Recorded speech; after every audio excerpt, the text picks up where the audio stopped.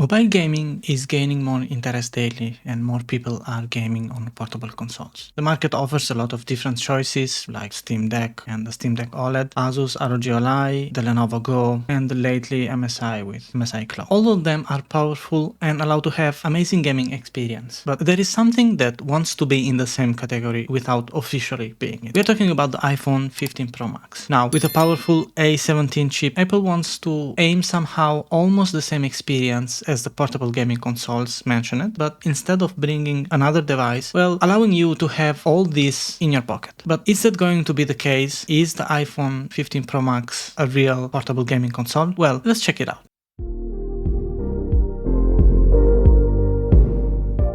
Alright guys, before going through the gaming performances, let's check some synthetic bench. So those results can give us an idea on how powerful this device can be and how this device can handle the latest AAA games. So let's start with Geekbench. Here we have some information about the device. As you can see, this device has CPU is 3.7 gigahertz and 8 gigs of RAM. So really a lot of power here. Let's go with the GPU benchmark and check how the results here are going to be compared with other similar devices. So as we can see here, the results are pretty high and an important score, so let's compare it with some other similar devices. So the iPhone 15 Pro Max stands right behind on the iPad Air last generation, which has the Apple M1 chip. So that one is a special chip design for those kind of devices, and the score here is similar to that one. So let's go here and check some CPU scores also, because that is important also for handling games. Here we have the results regarding the CPU. Also here we have pretty nice scores for the single core. As we can see, this is basically gaining to all of these devices, iPhone 14 Pro and also the iPad Pro in single and in multi-core. Also the results here are pretty high, so definitely this device can handle all the AAA gaming. So let's check also some benchmarks in 3D Mark. We will go through Wildlife Extreme and also Wildlife Normal and also on Solar Bay to see how those results are going to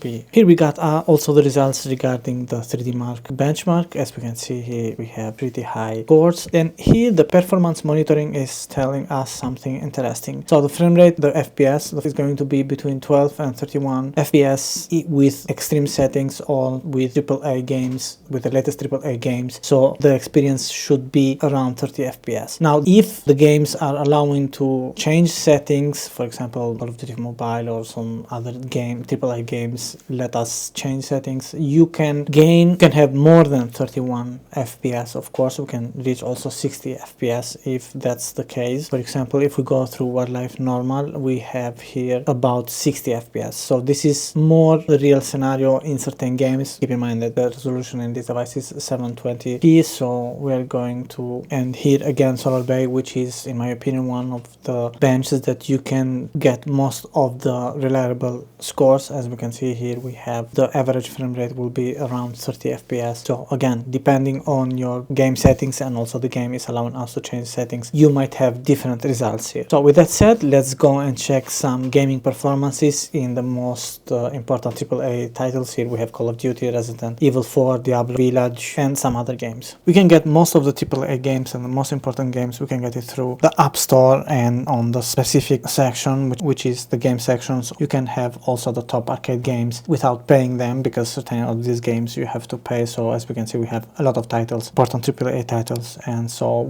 you can get all the games for whatever you prefer the most. And really you can go between also categories. If you go in the specific tab of games, you can choose between categories of all the games. So this is really an amazing library of games. You can game also in remote play with the PlayStation, with the Xbox, or if you want with Moonlight, if you have Shield enabled on your gaming PC and you want to game from your iPhone. We will go quickly through that and see how those performances also are going to be. Keep in mind that all these games are supporting the controller. So here I'm going to be use the Backbone one, which is compatible with the iPhone 15 Pro. So the experience on Call of Duty Mobile, I have to say that has been always a nice experience, even with the iPhone 14 Pro Max or with the iPhone 13 Pro Max, which was my previous device. So I have to say that in all of these devices the experience has been really nice, but here I have the feeling feeling that it's a little bit more smooth and the graphics are probably a little better.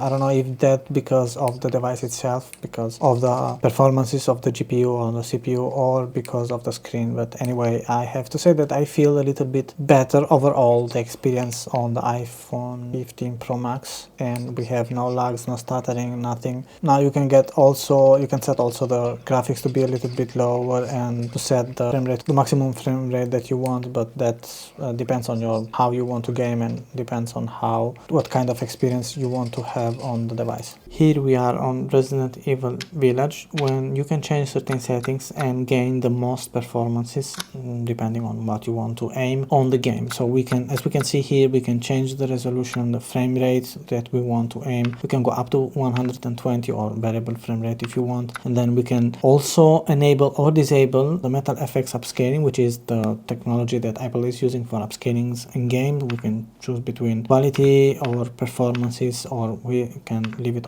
also off if we want. I think that 1080p and 60 FPS, we are going to be more than okay with these performances, so I believe the game should be more or less smooth and more or less playable. Here we can change also texture quality and filter quality, and we can go really deep in settings. Unfortunately, other games doesn't have this kind of settings, which I think they should implement, because this is something that gives us the chance to change whatever we want, the performances and the quality of the games, according to our device and according to what is the battery life or how much we want to game on this kind of devices. So let's have a quick look on 1080p and 60 FPS, the frame rate, which isn't bad, considering that this anyway is a portable device, so we have all this stuff enabled here. So let's move on and check some other games also. So those were some of the AAA games that you can game on the iPhone, but that's not all. You can also game using certain remote play services. For example, if you have the PS5, you can game with a PS remote play, so you can connect to your PlayStation and then stream and game from our iPhone. You can use, of course, also Steam Link for streaming your games to the device. Now, if you have your gaming library, which is not on Steam but in other launchers, then you can use Moonlight. So Moonlight can give us a lot of customization, and we can choose whatever we want to be gaming and with whatever settings we want to be gaming. Of course, again, this being a remote play services, this depends on local network or on the network in general. So you have to keep in mind that, of course, when you are using this kind of services and this kind of remote play stuffs. But anyway, let's check. As you can see here, we have an amazing quality, and nothing to say here is the same experience as we have on the gaming PC. So